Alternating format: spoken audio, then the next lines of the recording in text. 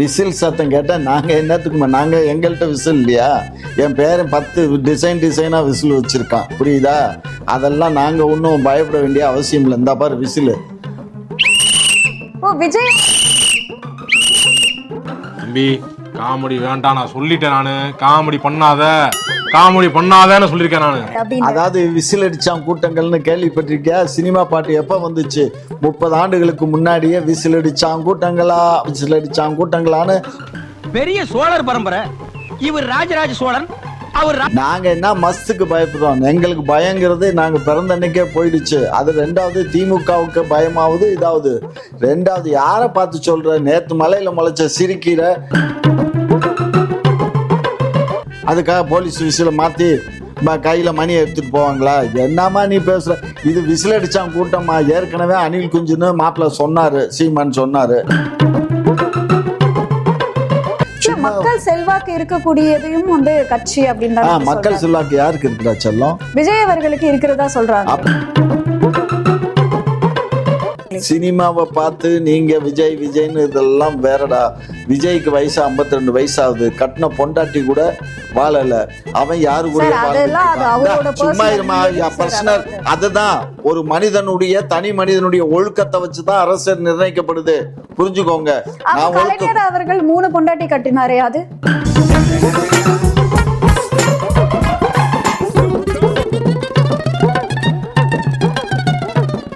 குக்கு செய்தி நேயர்களுக்கு வணக்கம். நான் உங்க தீபிகா. இன்றைய நிகழ்ச்சியின் சிறப்பு விருந்தினர் முனைவர் காமாட்சி நாயுடு அவர்கள்.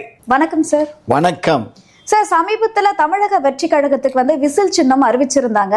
இப்போ இந்த விசிலோடைய சவுண்ட் கேட்டாலே திமுக எல்லாம் பயந்து ஒதுங்கிறது தான் ஒரு கருத்து இருக்கே, இதை பத்தி உங்களோட கருத்து சார்? விசில் சத்தம் கேட்டால் நாங்கள் என்னத்துக்குமா, நாங்கள் எங்கள்கிட்ட விசில் இல்லையா? என் பேரன் 10 டிசைனாக விசில் வச்சுருக்கான், புரியுதா? அதெல்லாம் நாங்கள் ஒன்றும் பயப்பட வேண்டிய அவசியம் இல்லை. இந்த பாரு விசில். ஓ விஜய் தம்பி காமெடி வேண்டாம், நான் சொல்லிட்டேன். நானு காமெடி பண்ணாதன்னு சொல்லியிருக்கேன் நானு. சரியா? விஜய் அவர்களுக்காக நீங்களே வந்து ப்ரோமோட் பண்றீங்க. விஜய் அவர்களுக்கு வாக்களிங்கள் அப்படின்னு. அதாவது விசில் அடிச்சான் கூட்டங்கள்னு கேள்விப்பட்டிருக்கியா? சினிமா பாட்டு எப்ப வந்துச்சு? 30 ஆண்டுகளுக்கு முன்னாடியே விசில் அடிச்சான் கூட்டங்களான்னு பெரிய சோழர் பரம்பரை ஒரு அம்மா பாடுவாங்க, புரியுதா? திரைப்படத்துல. நாங்க என்ன மஸ்துக்கு பயப்படுறோம்? எங்களுக்கு பயங்கிறது நாங்க பிறந்த அன்னைக்கே போயிடுச்சு. அது ரெண்டாவது திமுகவுக்கு பயமாவது இதாவது. ரெண்டாவது யாரை பார்த்து சொல்ற? நேத்து மலையில முளைச்ச சிரிக்கீரை நான் இந்த 2 நாளைக்கு மழை பெய்யலைன்னா அது பட்டு போயிடும். அதை போய் அப்புறம் எதுக்கு சார் இனிமே வந்து பேருந்துகள்ல வந்து விசிலுக்கு பதிலா வந்து பெல் தான் வந்து செட் பண்ணும் அப்படின்ற ஒரு பேச்சுவார்த்தை வந்து போயிட்டு இருக்காமே?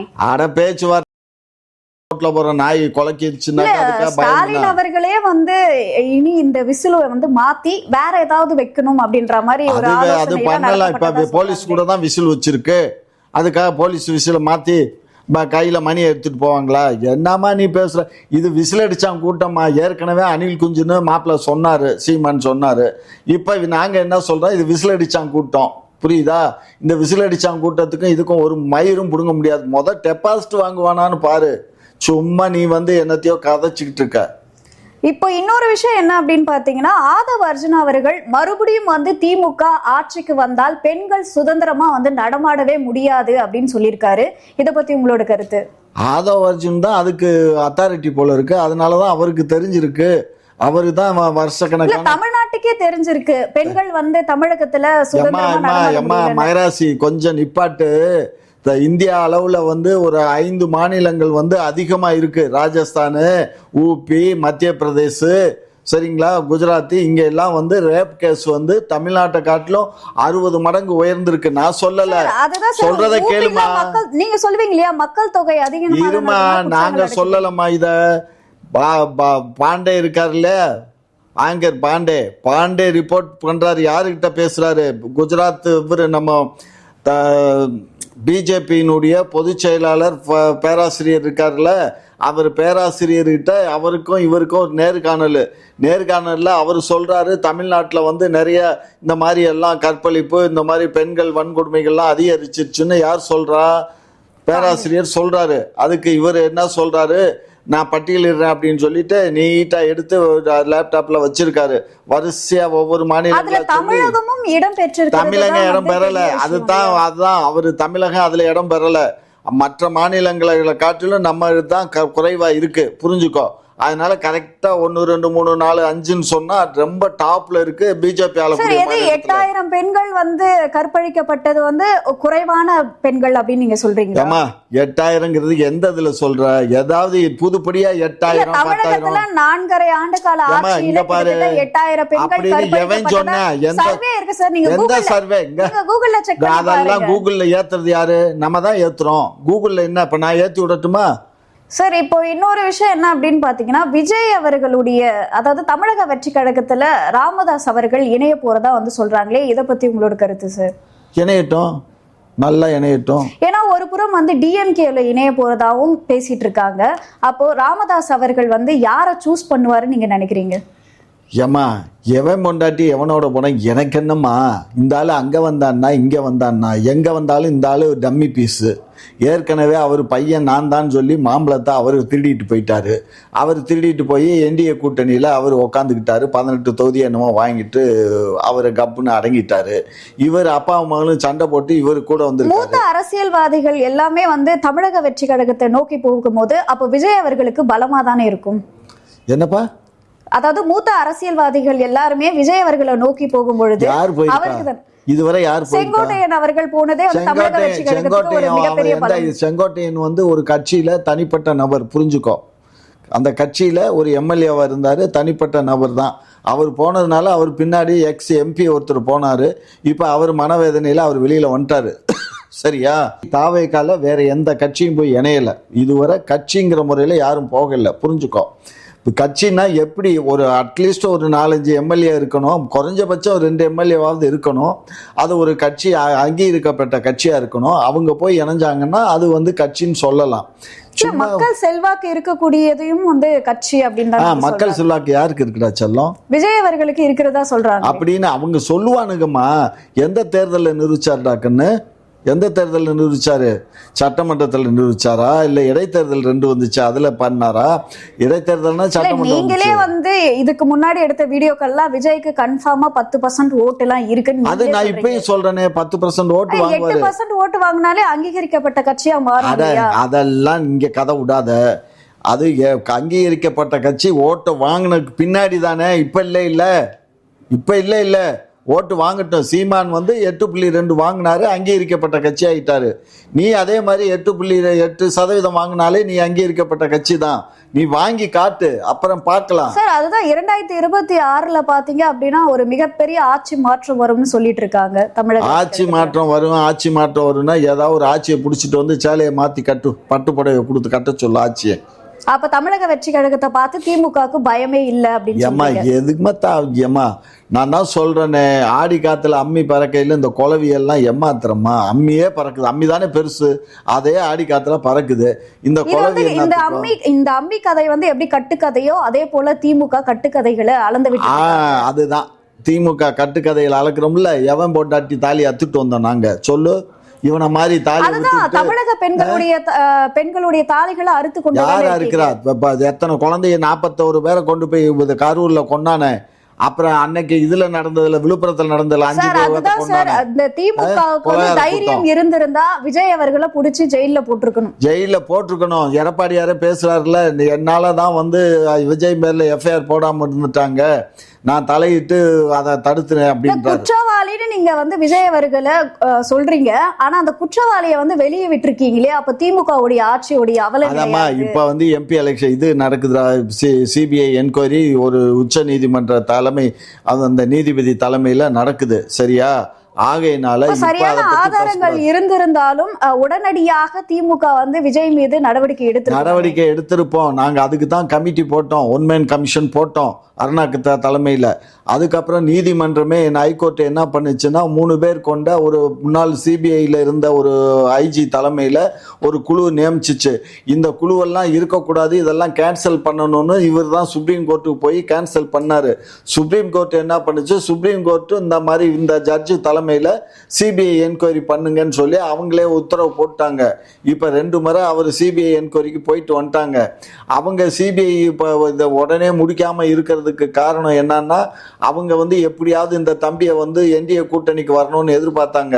இப்ப அது முடிஞ்சு போச்சு, என்டிஏ கூட்டணி முடிஞ்சு போச்சு. அதனால இவர் தனிச்சுதான் நிக்க போறாரு.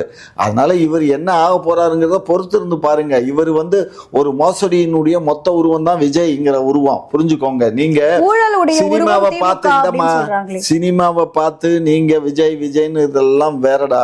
விஜய்க்கு வயசு 52 வயசாகுது, கட்டின பொண்டாட்டி கூட வாழல, அவன் யாரு கூட சும்மா இருமா பர்சனல். அதுதான் ஒரு மனிதனுடைய தனி மனிதனுடைய ஒழுக்கத்தை வச்சுதான் அரசியல் நிர்ணயிக்கப்படுது, புரிஞ்சுக்கோங்க.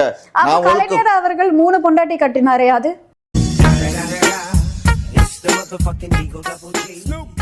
3 பொண்டாட்டியா தானே கட்டிக்கிட்டாரு. எவளையும் பொண்டாட்டிய விட்டுட்டு வச்சுக்கலையே. பாரம்பரியம் அப்படியெல்லாம் பாரம்பரியங்கிறதெல்லாம் இல்ல. அந்த காலத்துல பாத்தீங்கன்னா எங்க பாட்டனுக்கெல்லாம் 30-35 பொண்டாட்டி, புரிஞ்சுக்கோ. நம்ம ஜமீன்தார்கள்லாம் அப்படித்தான் கல்யாணம் பண்ணி வச்சுட்டு தமிழகத்துல சட்டமே ஒருவனுக்கு ஒருத்தி தான். இப்பதானே பிரிட்டிஷ் ஆட்சிக்கு அப்புறம் தான் 3 பொண்டாட்டிகள் எப்படி அது காங்கிரஸ் ஆட்சி வந்ததுக்கு அப்புறம் தான். காங்கிரஸ் ஆட்சிக்கு முன்னாடி இல்ல. இப்ப இதுல இந்த இது கூட இப்பதான் இந்த சட்ட வடிவம் வந்துச்சு.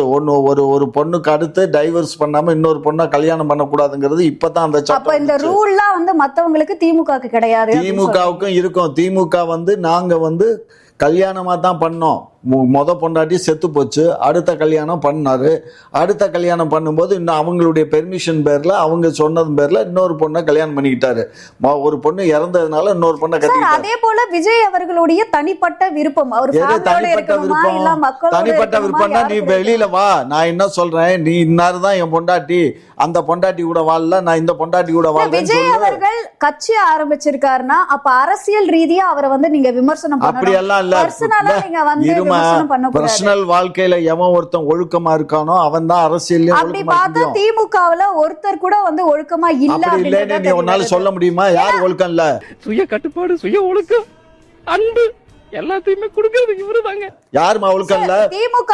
பெத்த பிள்ளைய விட்டுட்டு நீ இங்க பாரு, பெத்த பிள்ளை சென்னையில இருக்கான், அவன் ஒரு வீட்டுல இருக்கான், ஆத்தாப்பன் ஒரு வீட்டுல இருக்காங்க, நீ ஒரு வீட்டுல இருக்க, பொண்டாட்டி ஒரு ஊர்ல இருக்கா. என்ன உனக்கு அது தனிப்பட்ட மயிருன்னு சொல்லாத. நீ எனக்கு எரிச்ச வந்துரும் பாத்துக்க. என்ன தனிப்பட்டது? வாழ்க்கை அரசியலுக்கு வந்தாச்சுன்னா அவன் தனிப்பட்ட ஆளு இல்ல. அரசியல் ரீதியா அரசியலுக்கு வந்தாச்சுன்னா அவன் அரசியல்வாதினா பொது வாழ்க்கைக்கு விமர்சனத்துக்கு உட்பட்டவன் தான். எவனாக இருந்தாலும், நானாக இருந்தாலும் சரி, விஜயாக இருந்தாலும் சரி, அரசியலுக்கு வந்தாச்சுன்னா விமர்சனம் பண்ணத்தான் செய்வோம். விமர்சனம் பண்றதுக்கு நீ ஒழுக்கமா இருந்தேன்னா நான் ஒழுக்கவான்னு சொல்ல, நான் சொல்லு, என் பொண்டாட்டியை நான் இந்த மாதிரி ஏதாவது அதனாலதான் நான் கூட வாழலன்னு சொல்லு, என் ஆத்தா பண்ணோட வாழலன்னு சொல்லு. விஜய் அவர்களுக்கு விமர்சனம் பண்றதுக்கு எதுவுமே உங்ககிட்ட இல்ல, அதனாலதான் அப்படியெல்லாம் ஒண்ணு இல்ல. இங்க பாரு, விமர்சனம் பண்றதுக்கு அவன் என்ன, ஐயோ அவன் ஊழலற்ற ஆட்சி தருவிங்கிறான். அவனே ஊழல் பேர்வழி எத்தனை, நான் 200 கோடி வாங்கினேன், 300 கோடி வாங்கினேன், உச்சபட்ச நடிகர்னு சொல்றானே. இதுவரை எந்த படத்துக்கு இவன் 200 கோடி வாங்கினானா கிட்டத்தட்ட 120 கோடி அல்லது 80 கோடி கட்டணும். டாக்ஸ் மட்டுமே, சர்சார்ஜும் இன்கம் டாக்ஸும் கட்டணும். நீ ஆம்பளை தானே, நீ சினிமாவில் நடிச்சிருக்கல, நாளைக்கே நீ போட சொல்லு. நீ இவ்வளவு வாய் பேசல, இல்ல பேசு, போன போட்டு அண்ணே நான் உங்க ரசிகண்ணே, தயவு செஞ்சு நீங்க வாங்கின இன்கம் டாக்ஸ் ஆர்டர் காட்டு. 5 வருஷம் வேண்டவே வேண்டாம், லாஸ்ட் 5 இயர்ஸ் இன்கம் டாக்ஸினுடைய அசஸ்மெண்ட் ஆர்டர் காட்ட சொல்லு. 5 வருஷத்துல ஒவ்வொரு படத்துக்கு என்ன வாங்கினான்னு சொல்ல சொல்லு. நாங்க அவன் நானா சொல்றோம், இங்க பாரு, நான் சொல்லல, அவன் தான் சொல்றான் நாங்க ஊழல் இல்லாத ஆட்சி அமைப்போம். ஊழல் இல்லாத ஆட்சி அமைக்கணும், உனக்கு தான் இன்கம் டாக்ஸ் ஃபைன் போட்டு. திமுக ஊழல் இல்லாம ஆட்சி பண்ணிட்டு இருக்காங்க. இங்க பாரு, திமுக ஊழல் பண்ணுதா இல்லையா நீ விமர்சனம் பண்ணிக்கோ, நாங்க நிரூபிக்கிறோம், இல்லைன்னா விட்டுட்டு போறோம். அத பத்தி நீ ஏன் கவலைப்படுற? ஆனா பெரு ஊழல் கட்சியே திமுக தான் சொல்றாங்க. இது வரைக்கும் ஊழல் சொல்றது எல்லாம் ஊழலிடுற நாய்கள், அதெல்லாம் நரி கூட்டம். ஊழல் சொல்ற நரி கூட்டத்தை பேச்செல்லாம் எங்களுக்கு தேவையில்லை. நாங்க ஊழல் பண்றோம்னா பண்ணிக்கிட்டே இருக்கோம்ல. மக்கள் ஓட்டு போடாம தடுத்து நான் ஊழல் அற்றவன் நீ சொல்ற இல்ல, நாங்க ஊழல்னு சொல்ற. சரி, அப்ப நீ ஊழல் அல்ல, நான் ஊழல் ஒழிப்பேன்ற. அதுதான் சரி. 2026ல 2026ல என்ன பண்ண போற? ஒழுக்கம். நான் தான் சொல்றேனே, 2 வருஷத்துக்கு முன்னாடி அந்த ஆளுக்கு ஒரு 1,80,000 கோடி இது கட்ட சொன்னா, டாக்ஸ் கட்ட சொன்னா, ஃபைன். அது வந்து 1,80,000 கோடியா? 1,80,000 அந்த காருக்கு அமலாக்க இதுல இருந்து வந்துச்சு. அவன் வாங்கிட்டு வந்து இம்போர்ட் பண்ண காருக்கு. அதுவே என்ன சொல்றான், 2 வருஷம் கழிச்சு நீங்க வந்து இந்த ஆர்டர் போடுறீங்க, அது வந்து நான் ஏற்றுக்க முடியாதுன்னு கோர்ட்டுக்கு போனார். இப்போ தான் அந்த வழக்கு முடிஞ்சிச்சு. கோர்ட்டு நீ அந்த பணத்தை கட்டணும்ட்டான். அந்த காரை கொண்டு போய் சேல்ஸுக்கு இங்கே புரோக்கர் ஆஃபீஸில் நிப்பாட்டிட்டான் ஒரு 3 மாதத்துக்கு முன்னாடி. புரியுதா?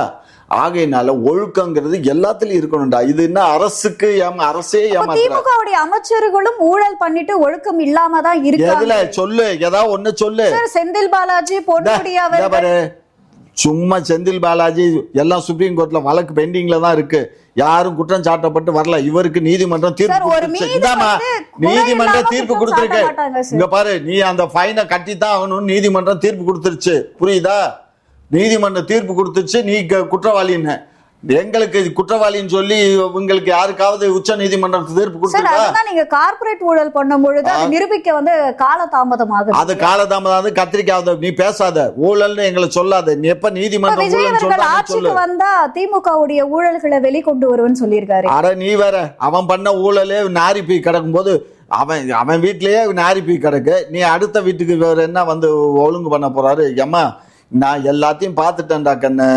இவரை பத்தி இவர் யாரு, ஒரு அரசியலுக்கு ஒருத்தர் வர்றாருன்னா நான் மட்டும் இல்லடா, எல்லாருமே எல்லாத்தையும் பேசுவோம். எல்லாம் வந்துரும், வெளியில வந்துரும். மக்கள் கிட்ட எப்படி கொள்ளையடிக்கிறது, எப்படி கொலை பண்றது, எப்படி கற்பழிக்கிறது, ஊழல் பண்றது, எப்படி எல்லாம் ராத்திரி தூக்கி கொண்டு போய் கற்பழிக்கிறது அப்படிங்கறதெல்லாம் தெரிஞ்சுக்கிட்டு தான் அரசியலுக்கே வருவானுங்க. புரிஞ்சுக்கோ. திமுக என்ன விஷயங்கள்லாம் பண்ணிட்டு இருக்கோ அதை வந்து நீங்க அவங்களோட பேச்சா இருந்து பேசிட்டு இருக்கீங்க. ஆமா, அந்த பேச்ச அவன் செய்யறாமா, அவன் செய்யறத சொல்றேன்.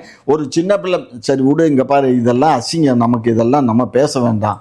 அவர் ஊழலை ஒழிப்பேங்கிறாருல, அவருடைய ஊழலை ஒழிச்சிட்டு வர சொல்லு, அவ்வளவுதான். அதான் பாயிண்ட். அவரே ஒரு ஊழல்வாதி. அவர் வாங்குற அதாவது வருமான வரி எவன் ஒருத்தன் ஒழுங்கா கட்டலையோ அவன் கண்டிப்பா 100க்கு 100 ஊழல் தான். இவன் வாங்கியிருக்க பணத்துக்கு, இவன் வாங்கின பணத்துக்கு, ஒவ்வொரு படத்துக்கு நடிக்கும் போது இத்தனை கோடி வாங்கினேன்னு சொல்லி எல்லா பத்திரிகையும் சொல்றான்ல, அந்த பத்திரிகையை சொல்ற விடு, அந்த ப்ரொடியூசரே ஸ்டேட்மெண்ட் கொடுக்குறான். அதுக்கு நீ கரெக்டா வரி கட்டிருக்க. அதாவது ஈடியை வைத்து, அதாவது திமுகவும் இந்த ஈடி மீது நிறைய குற்றச்சாட்டுகளை வைக்கிறாங்க, ஊழல் குற்றச்சாட்டுகள். ஏமா, ஈடி சொல்லுது மயிறு சொல்லுங்கிறது எனக்கு தேவையில்லை. நீ இப்ப நான் இவனுக்கு வந்து நான் கேட்கறது வெரி சிம்பிள். நீ சினிமாவில் 200 கோடி வாங்கினேன்னு சொல்ற. இந்த 200 கோடிக்கு சட்டப்பூர்வமாக வரி கட்டணும்ல.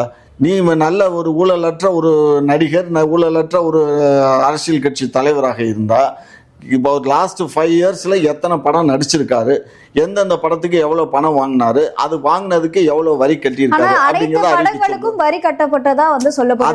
அதெல்லாம் வேண்டியதில்லை. எல்லாமே இன்கம் டாக்ஸ் ஒரு ஆர்டர் போட்டு கொடுத்துருவான். இப்போ நான் எனக்கெல்லாம் வருமான வரி கட்டுறேன், எனக்கெல்லாம் இருக்கு, அந்த ஆர்டர் இருக்கு, இன்கம் டாக்ஸ் ஆர்டர் ஒன்று இருக்கு, சரியா, பெர்மனன்ட் அக்கௌண்ட் நம்பர் இது இருக்கு.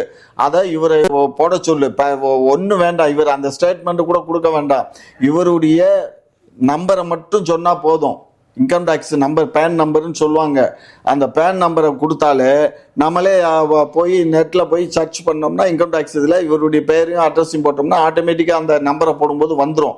தயவு செஞ்சு பார்த்துக்கோங்க. ஆகையினால நீங்க நினைக்கிற மாதிரி ஒழுக்கமா இருக்கக்கூடிய எவனும் அரசியல் பக்கம் வரமாட்டான்.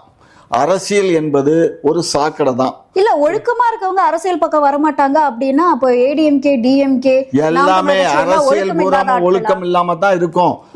டிஎம்கே சொன்னீங்கன்னா எல்லாரும் அக்செப்ட் பண்ணிப்பாங்க. இதுவே சீமான் அவர்களையும் எடப்பாடி அவர்களையும், சீமானுக்கெல்லாம் அங்க என்ன வாழுது? சீமான் இந்த இத்தனை வருஷமா எப்படி கட்சி நடத்துறாரு? அவருக்கு என்ன கம்பெனி இருக்கா? ஆமா, திரள் நிதி. எனக்கு வாயில எப்படி வருது? பொம்பளை பிள்ளையா போயிட்டேன்னு பேச. நீங்களே சொல்லிருக்கீங்க, சீமான் அவர்கள் திரள் நிதியை வச்சுதான், திரள் நிதி கையில வச்சு, திரள் நிதி இதெல்லாம் கொடுக்கறதெல்லாம் திரள் நிதி தான். எல்லாத்தையும் த்ரெட்டன் பண்ணி வாங்குறது பூரா திரள் நிதி தான் வருது கணக்கு. வேற என்ன வருது? அவருக்கு வந்து எவ்வளவு திரள் நிதி, யார் யாரு கொடுத்தாங்க என்னங்கிறது வருமான வரியில காட்டியிருக்காரா? ரிட்டர்ன் போட்டிருக்காராமா? வருமான வரி ரிட்டர்ன்ல வரும். இங்க பாரு, அந்த ஸ்டேட்மெண்ட்ல ஒரு காலகட்டத்துல திரள் நிதி திரட்டை தான் நாங்க எல்லாம் வந்து உண்டியல் குலுக்குவோம். உண்டியல் குலுக்கிட்டு அந்த மேடையிலேயே அதை எண்ணி, அதெல்லாம் பைசா தான். அந்த காலத்துல 1 அணா 2 அணா வரும், அந்த காலம் தான். அதுக்கப்புறம் வந்த காலத்துல எல்லாம் யாருமே வந்து துண்டை போட்டுக்கிட்டு இப்படி குலுக்கிறதெல்லாம் கிடையாது. டப்பா வச்சுட்டு குலுக்குவான் கம்யூனிஸ்ட்காரன். அதெல்லாம் மலை ஏறி போச்சு. இப்ப எல்லாமே வந்து அவங்க நெட்ல அனுப்பிச்சிருவாங்க. கூகுள் பே அனுப்புகிற மாதிரி அந்த காலத்தில் வந்து நெட்டில் அவங்க அக்கௌண்ட் நம்பரை கொடுத்தா அக்கௌண்ட்டுக்கு டைரெக்டாக போய் கிரெடிட் ஆகிட்டு இருக்கோம். அந்த மாதிரி தான் ஆகுது. ஆகையினால எங்களை பொறுத்த மட்டிலும் நாங்கள் வருமான வரி கட்டியிருக்கோம். நாங்கள் எங்கள் பேன் நம்பரை காட்டுறோம். எங்கள் கட்சியினுடைய வருமான வரி பேன் நம்பரு. மகளிர் மாநாடெல்லாம் நடத்திருக்கீங்க, அதுக்கெல்லாம் எங்க இருந்து காசு? அதெல்லாம் நாங்கள் இங்கே பாருமா, மகளிர் மாநாடு 2 மாநாடு போட்டோம். இந்த 2 மாநாடு செலவு கணக்கு வழக்கு எல்லாமே நாங்கள் வருமான வரியில கொடுத்துட்டோம். எங்க கட்சி வெளியிடுங்க. இவ்வளவு வெளியிடங்கள்ல நாங்க வருமான வரியில கொடுத்துட்டோமா, ரிட்டர்ன் ஃபைல் பண்றோம். திமுக வந்து இந்த போன்ற தகவல்கள் எல்லாம் கொடுத்ததா எந்த ஒரு செய்திகளும் வெளியாகவில்லை. இதெல்லாம் வராது. வருமான வரி காட்டவே இல்ல, அதனாலதான் வரவே இல்லை. காட்டாம இருந்தா உங்க அப்பன் அவன் இன்கம் டாக்ஸ்காரன் விட மாட்டான். ஏற்கனவே அவனுக்கும் எங்களுக்கும் பகையா இருக்கு. ஒரு வருமான வரி டீலிங்ல இருக்கீங்கன்றது. ஆமா, நொன்றுதான் அண்டர் டீலிங். ஏன்னா அது வந்து 16 வயசு பருவமுங்க, நாங்க வந்து 22 வச்சு இளைஞர். அதனால நாங்க 2 பேரும் அண்டர்ல டீலிங்ல இருக்கோம். அவரை போவோம் சார். ஆதவ அர்ஜுனா அவர்கள் வந்து சொல்லியிருக்காரு, ஸ்டாலின் அவர்கள் மேயரா இருக்கும்போது சென்னையை சிங்கப்பூரா மாத்துறேன்னு சொன்னாரு. முதல்வரா ஆகிறதுக்கு முன்னாடி சிங்கப்பூரா மாத்துவோம்னு சொன்னாரு. முதல்வராவும் ஆயிட்டாரு. இப்போ வந்து சிங்கப்பூரா மாத்துறேன்றான்னு சொல்றாரு. ஆனா வந்து இது வரைக்கும் அதற்கான ஒரு நடவடிக்கை கூட எடுத்து ஏற்கனவே இருக்க எத்தனை மெட்ரோ ட்ரெயின் நான் இங்கே ஆட்சி வந்ததுக்கு அப்புறம் தான் மொத்தமாக சென்னைக்கே இந்த மெட்ரோ ட்ரெயின் வந்துச்சு. எத்தனை மெட்ரோ ட்ரெயின் போட்டிருக்கோம், மெட்ரோ ட்ரெயினுக்கு கீழே எப்படி பாலம் போட்டிருக்கோம். அதே மாதிரி இப்போ இதுல இருந்து அதற்கு மத்திய அரசும் வந்து 35 பைசா கொடுக்குறோம். நாங்க பேலன்ஸ் அமௌண்ட் நாங்க தானே போடுறோம். சார் நீங்க அதுக்காக தான் ஆட்சிக்கே வந்திருக்காரு. இருமா, நாங்க நீ என்ன சொன்ன, சிங்கப்பூரா மாத்திரம்னு சொன்னது நாங்க இந்த வேலையெல்லாம் செஞ்சிருக்கோம். மெட்ரோ ட்ரெயின் மட்டும் இல்ல, எல்லா நீ இன்னைக்கு டி நகருக்குள்ள போய் பாரு. டி நகர், பாண்டி பஜார், எல்லா இடத்துலயும் பள்ளம் தோண்டி வச்சிருக்காங்க. எல்லா இடத்துலயும் பள்ளம் தோண்டி இருக்கு. அதுல போட்டு புதைப்பாங்க. போக சொல்லுவோம் உங்க ஆளுகளை. அந்த ஆதவ அர்ஜுனா அவனுக்கு 7 அடிக்கு குழி தோண்டணும். மக்கள் எல்லாத்துக்கும் குழி தோண்டிக்கிட்டு இருக்கீங்க. ஆமா, குழி தோன்றோம். அந்த குழியை நீயே வெட்டி எடுத்து புதைச்சவன தூக்கிட்டு போ. சார், இப்போ இந்த விஷயம் மக்கள் மத்தியில வந்து திமுக மீது ஒரு அதிருப்தியை தான் கிளப்பி இருக்கு. ஏமா, திமுகவுக்கு அதிருப்தி இல்லையான்னு 26 தேர்தல் நிரூபிக்குமா? அது வல்ல நீங்க வாயை பொத்திக்கிட்டு இருங்க போதும். ஓபிஎஸ் வந்து இது ஒரு 2026ல இந்த தேர்தல் வந்து நிக்கிறதா இன்னும் முடிவு பண்ணல அப்படின்ற மாதிரி வந்து சொல்லியிருக்காரு. அதனால அவர் வந்து அவர் இந்த தேர்தலை நான் புறக்கணிக்கிறேன்னு ஒரு வார்த்தை சொல்லிட்டு போனாலும் போவாருமா? இதெல்லாம் நம்ம வந்து பெருசா எடுத்துக்க முடியாதுமா. அதாவது நீயே கொஞ்சம் நினச்சி பாரு. ஓபிஎஸ் வந்து 3 முறை சீஃப் மினிஸ்டர் இருந்தவர். அவரை கூட்டிகிட்டு போய் ஒரு சாதாரண ஒரு எம்எல்ஏ சட்டமன்றத்தில் போய் உட்காந்தா மரியாதை இருக்குமா? யோசிச்சு பாரு. இருக்காது. அதுக்கு பேசாம அமைதியா அவர் எடப்பாடியுமே என்ன சொல்றாரு அப்படின்னா, நான் திரும்ப சொல்லிட்டேன், அவர் வந்து அடிப்படை உறுப்பினர் பதவியில இருந்து கூட நாங்க நீக்கியாச்சு. இனிமே வந்து அதிமுகவெல்லாம் அவர் வர சான்ஸே கிடையாது. நீங்க இதே வந்து கேட்காதீங்க அப்படின்னு செய்தியில இருக்கு. சரிம்மா, அதுதான் நான் சொல்றேன். திரும்ப வந்து அவர் வந்து அதிமுகன்னு சொல்லியோ அல்லது வேற ஏதோ ஒரு கட்சி வேற ஒரு கட்சி ஆரம்பிச்செல்லாம் அவர்னால எல்லாம் வர முடியாது. கட்சி ஆரம்பிச்ச நானே ஆடி ஓடிய பாடிக்கிட்டு இருக்கேன், என்னாலே முடியாது. பாவம் அவர் நடக்கிறதுக்கே கூலி கேட்பாரு. பாவம் முடியாது, வயசாயிட்டு. அவர் என்னுடைய தான், அவர் மீன ராசிக்காரர் தான். சரியா? ஸோ அதனால அதெல்லாம் அவ்வளோதாம்மா. ஒரு காலகட்டம் தான். ஒரு நேரத்தில் தான் அப்பு வரும். எல்லா நேரமும் அப்பு வராது. இப்போ இவருக்கு வந்து கொஞ்சம் டைம் நல்லா இருக்கான்னா டைம் நல்லா இருக்கு. யாருக்கு? ஸ்டாலினுக்கும் டைம் நல்லா இருக்கு, உதயநிதிக்கு நல்லா இருக்கு, இவருக்கும் எடப்பாடிக்கும் டைம் நல்லா இருக்கு. 3 பேர்த்துக்குமே டைம் நல்லா இருக்கு. இந்த டைம் எப்படி இருக்குங்கிறது மக்கள் கையில் இருக்கு. மக்கள் வாக்களிச்சாதான் ஸ்டாலின், மக்கள் வாக்களிச்சாதான் எடப்பாடி. 2வது, எடப்பாடிக்கு வந்து நல்லா இருக்குன்னு பத்திரிக்கைலாம் எழுதுறான். பிஜேபியில் வந்து சப்போர்ட்டடாக இருக்கவன் தான் அவனுக்கு கையெழுத்து போடுவான். அதிமுககாரன் பிஜேபியை ஒதுக்குறான். அதிமுகவில் இருக்கக்கூடிய வயசானவங்கெல்லாம் வந்து பிஜேபி கூட நம்ம கூட்டணி போனது தப்பு அப்படின்னு நினைக்கிறான். ஆகையினால அவனுக்கு ஓட்டு போட மாட்டானுங்க. யார்? திமுகவுக்கு பண்ணாலும் மாற்றி போட்டுருவானுங்களே தவிர இவனு பிஜேபி உள்ள நுழைய விடுறதுக்கு எவனும் ஓட்டு போட மாட்டான். இதுதான் அவன் நடக்க போகுது. இப்போ ஏற்கனவே சில தேர்தல்கள்லாம் அப்படி தான் நடந்துச்சு. ஏன்னா பிஜேபி உள்ள நுழைய விட்டோம்னு வச்சுக்கோ, இப்போ மற்ற மாநிலங்கள்லாம் என்ன ஆகுது? அது மாதிரி தான். அதான் இப்போ விஷயமே என்னன்னா ராமதாஸ் யார் பக்கம் போறாரு, ஓபிஎஸ் யார் பக்கம் போறாரு. ராமதாஸ் ஓபிஎஸ்க்கு என்னடா ஓட்டு பேலன்ஸ் இருக்கு? அதுதான் சார், இப்ப அதை வச்சுதான் ஃபுல்லா செய்தி. அது அவங்க போயிட்டு போறானுங்க, அவனுங்களுக்கு எல்லாம். உங்களோட நேரத்தை ஒதுக்கி பல்வேறு கேள்விக்கு விளக்கம் அளிச்சிருக்கீங்க, அதற்கு நன்றி. நன்றி. குக்கு செய்தி நேயர்களுக்கு மிக்க நன்றி. கிட்டத்தட்ட 67,000 சப்ஸ்கிரைபர் தாண்டி போயிட்டு இருக்கும். இதே போல தொடர்ந்து உங்களுடைய ஆதரவை அளிக்கவும்.